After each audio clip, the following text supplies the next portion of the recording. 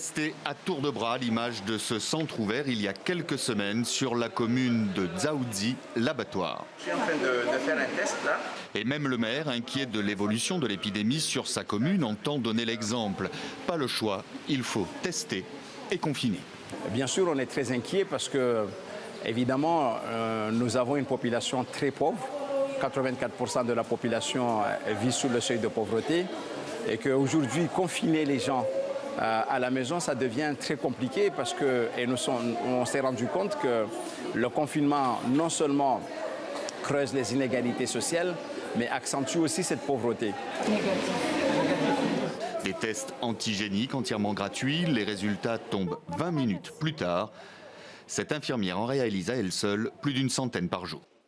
La situation est d'autant plus préoccupante que 2 variants du virus, beaucoup plus contagieux, circulent dans ce département français de l'océan Indien et ses 260 000 habitants. Plus de 1200 nouveaux cas ont été recensés en une semaine sur l'île. Le cabinet de ce médecin ne désemplit pas. Pour lui, il n'y avait pas d'autre choix. Le confinement est une nécessité. Le temps n'est pas à la polémique. Je pense qu'il fallait confiner.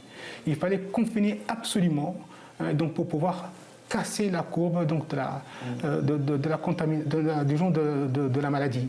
Un confinement pour 3 semaines minimum. La situation devient difficilement gérable dans le centre hospitalier de Mayotte. Sur les 16 lits de réanimation disponibles, 12 sont occupés par des cas Covid. Et dès demain, 5 lits supplémentaires et 35 personnels soignants seront mis en place par l'armée, appelés en renfort. Dominique Voynet, bonsoir et merci d'être avec nous. Bonsoir, vous êtes la directrice de l'Agence régionale de santé de Mayotte. Pourquoi la situation sanitaire est si dégradée chez vous? On vient de vivre les vacances de l'hiver austral.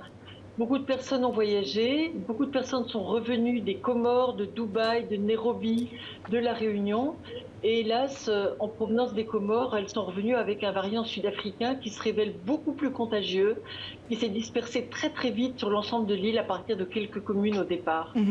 Et un nombre... On constate aussi, c'est que la reprise de l'activité après des mois de réduction de celle-ci a été très mal vécue sur le plan du Covid, puisqu'on a effectivement des mariages, des voulées, des grandes fêtes sur les plages et des regroupements de personnes sur les terrasses des bars, par exemple, autour desquels on a trouvé quand même beaucoup de cas. Ce sont des occasions de rassemblement, comme dans les mosquées, qui ont été propices à la dispersion du virus. Et donc peut-être un relâchement au niveau de la population, mais il y a un autre élément maintenant, c'est qu'un nombre de cas très importants a été détecté chez les jeunes, à la différence de la métropole.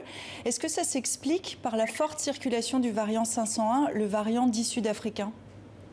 Alors, ce variant circule très très vite, on le voit bien, mais s'il y a beaucoup de cas chez les jeunes, c'est d'abord parce qu'on a une population très jeune. On a seulement 4% de la population qui a plus de 60 ans. Moi, ce qui m'inquiète le plus, parce que ce sont ces personnes qu'on trouve le plus souvent en médecine et en réanimation, c'est effectivement ces personnes âgées. On continue à avoir une surreprésentation des gens âgés et déjà malades en réanimation, même si on trouve, c'est vrai, plus de patients jeunes, plus de femmes avec des situations graves que lors de la première vague.